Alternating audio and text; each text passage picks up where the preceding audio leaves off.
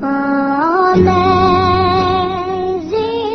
grace, how sweet the sound that saved a wretch. Hi, welcome to Straight Talk About God video.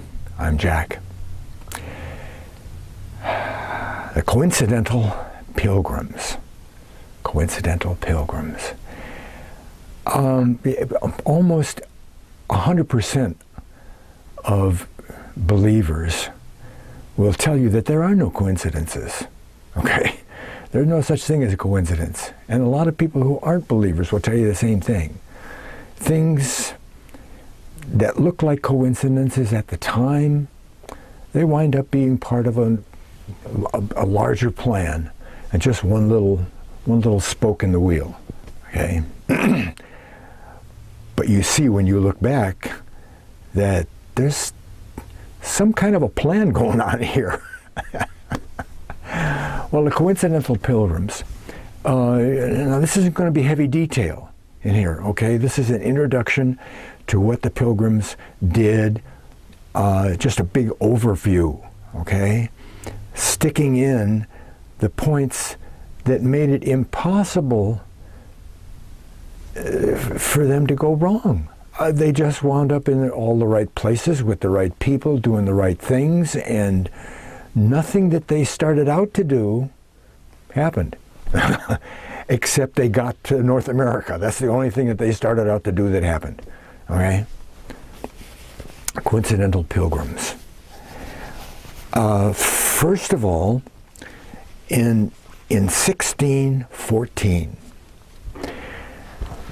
there were some ships over here in the Cape Cod area and so forth, and up north, Middle East, the Northeast, and they were taking on supplies and so forth, and on the way back to England, and the commander said, "Okay, everybody, go back, all you ships." And Captain Hunt, one of the ships, he said, "Yeah, I'll be there. I'll be there." But he went ashore and gathered up a whole bunch of slaves, right? Slaves. And this wasn't the first time that happened, okay? There was a lot of slave trade going on. But this Captain Hunt got a bunch of slaves together, including one guy named Squanto. S-Q-U-A-N-T-O. Squanto. Squanto. So they make it to Spain, and they're going to sell the slaves and so forth. But there's a few priests over there, and they're going to convert the heathen natives. So they take 4 or 5 of them, and they take them under their wing, and they teach them whatever they teach them. Okay, English and all that. Besides, well, Squanto somehow or other escapes. Remember, this isn't details. Okay, he escapes. Right, not too much after they got there, to England, and hooks up with a guy named John Slaney. Slaney, okay? Well, he stays with him for a while. In the meantime, while Squanto's there in England, studying English and being a curio, I guess, whatever, in 1617, a plague hits the whole northeast area, you know, Cape Cod and all around in there in New England, and it just wipes out everybody. Just wipes out everybody, including Squanto's family and his whole tribe, the Patuxet. Done. Okay?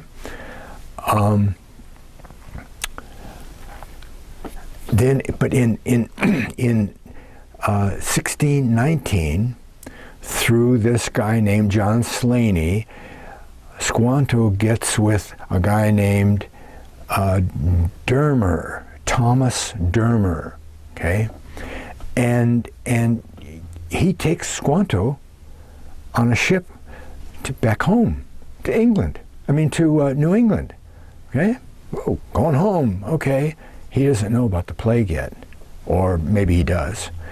They land, and he finds there's nobody there. His whole tribe is gone, his family's gone, nothing. He says, well, I'm not staying here. I know some people up north, I'll just go up there. See? So he makes it up north. That was in May. Okay. In June, the Pilgrims leave Delft Haven and Leyden, and then they have to wait for some ship to be refitted and supplies and stuff, and they get a very late start. They get a very late start across the Atlantic. Okay, if they had been really smart and not so anxious to get away, they should have waited. Okay, because the North Atlantic in the wintertime, you know, that's heavy weather. Okay, but they leave. Okay, they leave. It's late. They leave. On the way there, some of the sailors they talk down on the Pilgrims, you know, and you rotten old boy. And but there's one guy who really badmouths him, really bad, and he tells him that they wished he were thrown overboard and blah, blah, blah.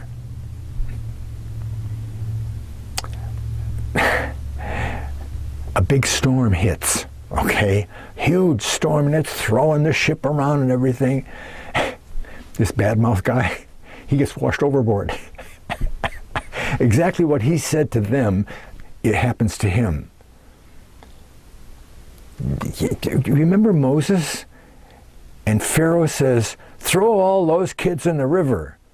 And Moses is in the river and gets taken out of the river. It's God's sense of humor, okay? Well, coincidentally, this big storm hits. If they'd have waited, they wouldn't have been in any trouble. You know, they wouldn't have had such a rough time. They could have started out in May and, you know, made the trip across and that way. But the storm hit. Coincidence. Storm, because what? Where are they going? Where they got the patents, didn't they? They got the patents, Bushman and Brewster, for Virginia. They didn't wind up in Virginia. We know that. They wound up at Plymouth, didn't we? Huh? Plymouth Rock and all that, right? They were blown way off course. You know, they had no choice about it. Boom. Well, they found out where they were, and they said, let's not go to Virginia. Let's just stay here.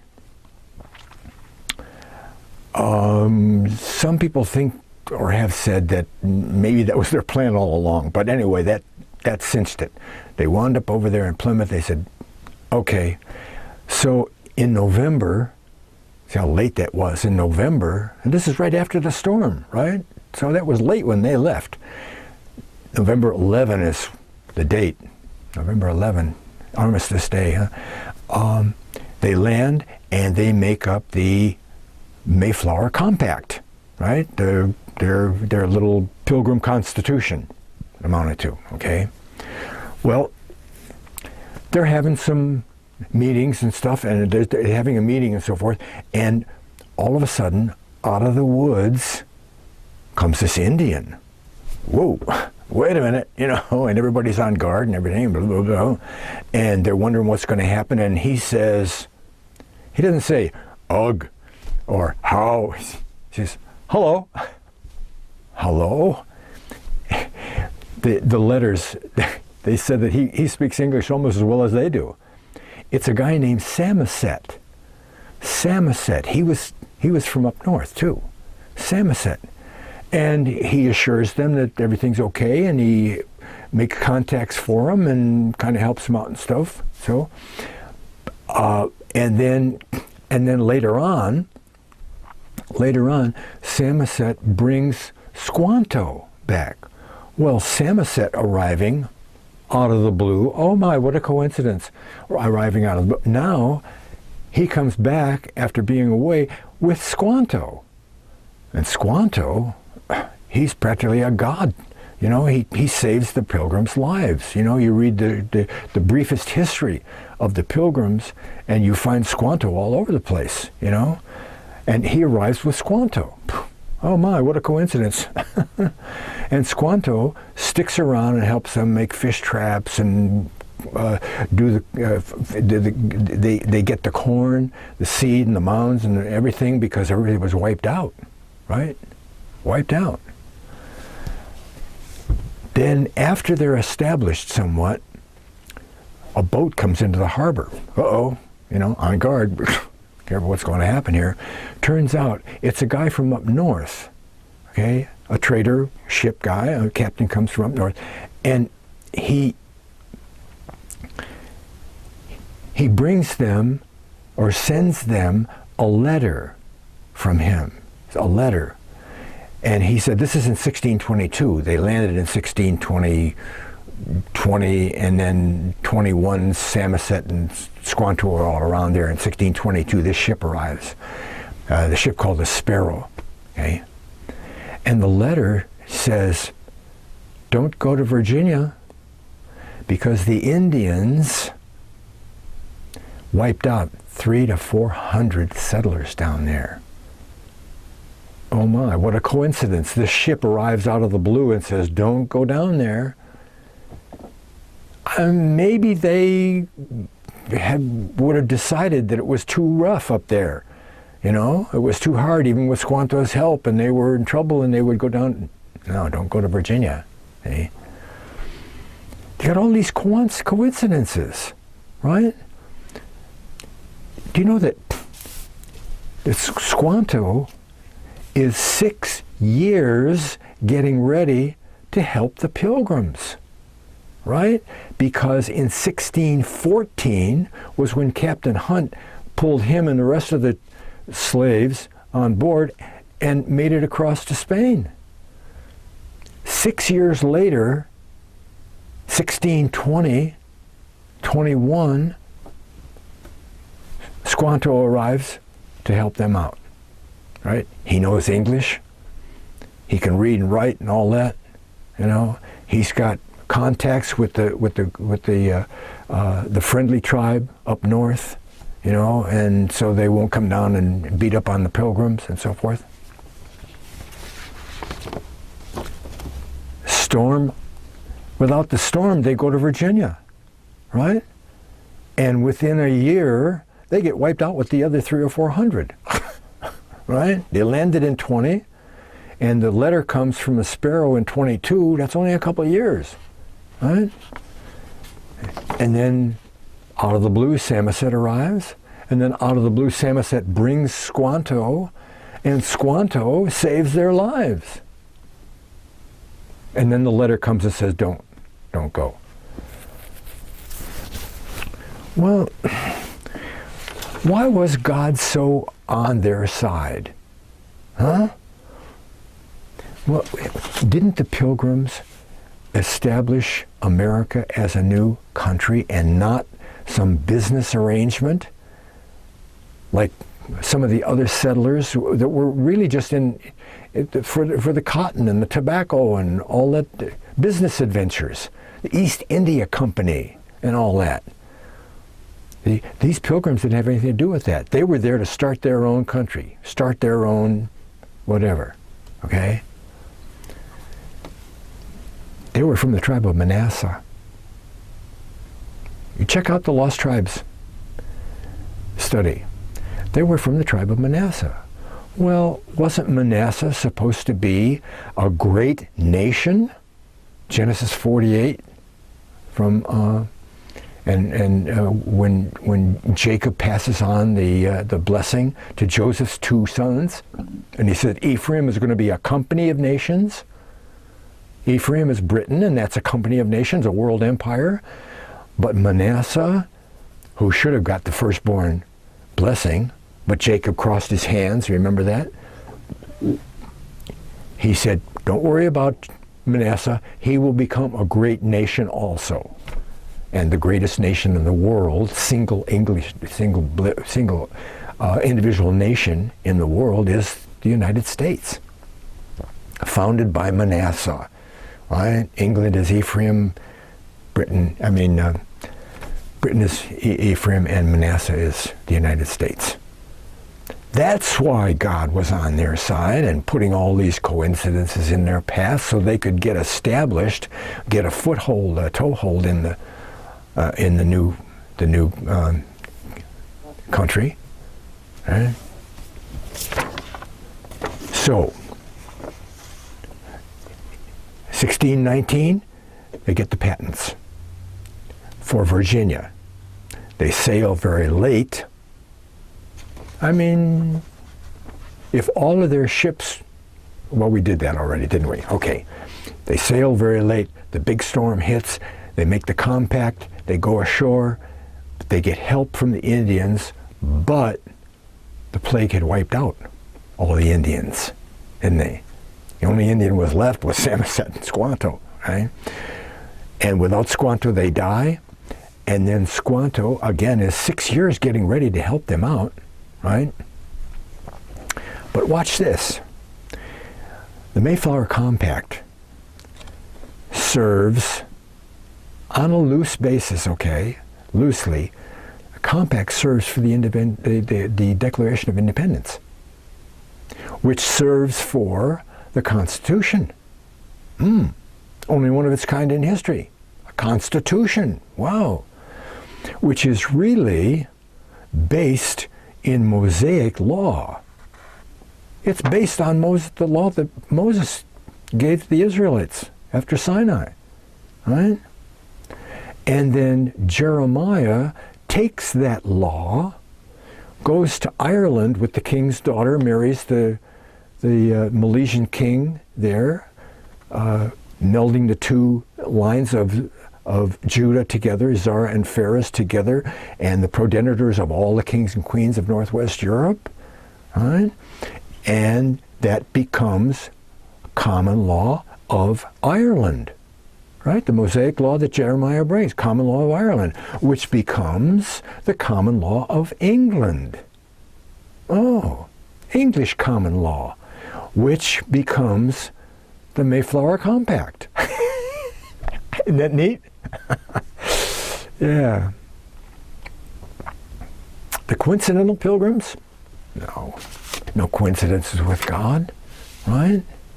Right? God is real. And he does what he says he'll do. And if he says Manasseh is going to be a great nation, he makes it come to pass, no matter what happens. Right? A faithful God that can be trusted with your life. With your life. Get into the Bible, find out what the true walk of a believer is, and it isn't out on the corner preaching Jesus to some sinners, leading someone to the Lord, all of that. You check out Ephesians 4, and Paul says that the function of the church is the edifying of believers. Believers are to connect with other believers. And very special people who God calls will do the evangelizing. Okay, very special people, while the Holy Spirit does his job. What is the Holy Spirit's job? To draw people to God.